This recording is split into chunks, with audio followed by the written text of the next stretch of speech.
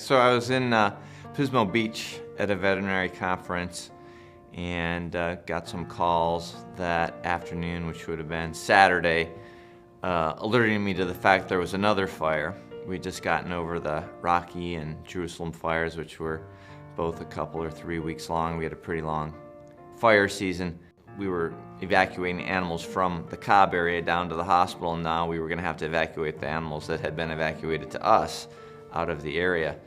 The town was blockaded, but there was a little back way into town that I knew, and so I could get to the clinic. The predominating problem was burned cats, so most cats aren't confined inside their house, and so I think many dogs didn't survive the fire because they were confined in their yard or their house and they couldn't escape. So cats, having a little bit more of a free-roaming nature, could escape, and so we had a lot of burned cats, a lot of burned feet especially, but faces and ears as well. And some of those were more severe, requiring some amputation or special surgery on the digits or the face. Some dogs we saw with burned feet, some pretty severe injuries in larger animals, one horse in particular that had its feet burned pretty badly, several sheep and goats that had their feet burned pretty severely. So all the ongoing stuff that any vet clinic would have anyhow, that stuff doesn't stop at the fire because there's a fire. That's all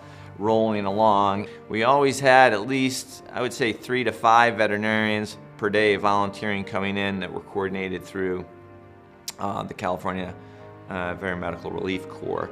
Really, if I'm here, it's only as a representative of probably, 30 really key people that made this happen, and probably 500 other people that, contributed in some way, shape, or form. The medicine part of it was really rewarding and satisfying, but honestly, if that's all we had to do, that would have been easier than these other aspects of it.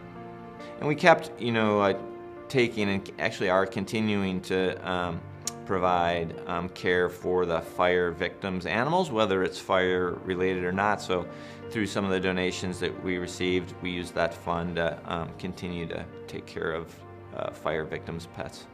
And I think we just were doing it, taking it a day at a time. It certainly turned out to be, a way bigger effort than we anticipated, or I think anybody anticipated. And it was one of those things when things were at their very worst, people at their very best. I think, the overall feeling that most people had when I would thank them for helping us or helping me, they would say, hey, no, do not thank me. It was my privilege to come and help.